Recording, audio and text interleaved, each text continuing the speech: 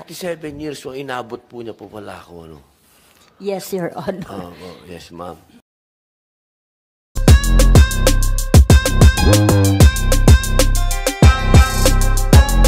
Si General Katapang na masyado umano siyang naging mabait sa mga PDL.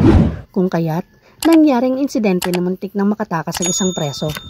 Sa kabila nito ay nilinaw ni General Katapang na hindi nila aalisin o pagbabawalan ng mga bisita o ang conjugal.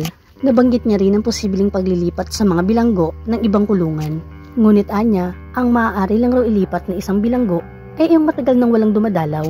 Ngunit kung ito raw ay may regular na dalaw, lalo na kung may pamilyang malapit lang, ay sinasaalang-alang rin daw nila ang pamilya ng mga ito. Samantala, ayon naman sa pagsasalaysay ng isang preso na kamuntik ng makatakas, sumabit umano siya sa ilalim ng truck at kumapit sa mga chassis nito. Hanggang sa tuluyan siya'y nakalabas. Samantala, sa isang tanungin ni Senator Francis Tolentino ang lahat ng mga nagbigay ng kani-kanilang salaysay, partikular na mga inspektor at empleyado ng Bureau of Corrections, kung saan halos pare-pareho ang kanilang statement na mayroon umanong gamit na salamin. Ilan yung ginamit na salamin na may tangkay? Bali, isa lang po yun, Your Honor.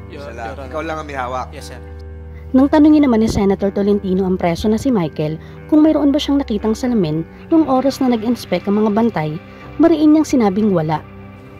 So walang ginamit na salamin? Wala. Pinaninindigan mo yon? Opo.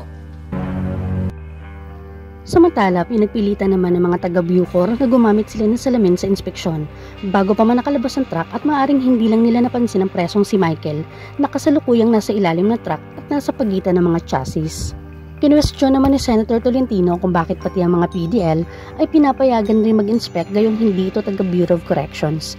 Paliwanag naman ni Senator Robin Padilla na noong mga panahong siya ay nasa kulungan pa ay mayroon talaga mga PDL na tumutulong sa mga Bucor personnel para mag-inspect. Ito ay dahil na rin sa kadahilanang kakulangan ng mga empleyado sa Bureau of Corrections. Samantala, hiling naman ni Senator Robin Padilla na sa susunod na magtatalaga raw ng OIC, piliin raw yung medyo astig lalo at nag-escort ang mga ito sa mga PDL. Ayon kasi kay OIC Harry ay nagulat na lamang raw siya nang bigla siyang italaga bilang OIC at abinado siyang medyo nahirapan talaga siya sa nasabing posisyon. Pag ganun po ba, in-offer sa iyo yung posisyon?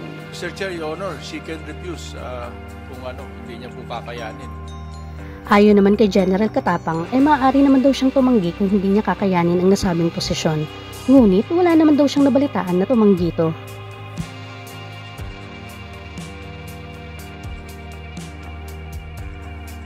Kung nagustuhan niyo ang video nito, ay huwag niyong kalimutan pindutin ang subscribe button.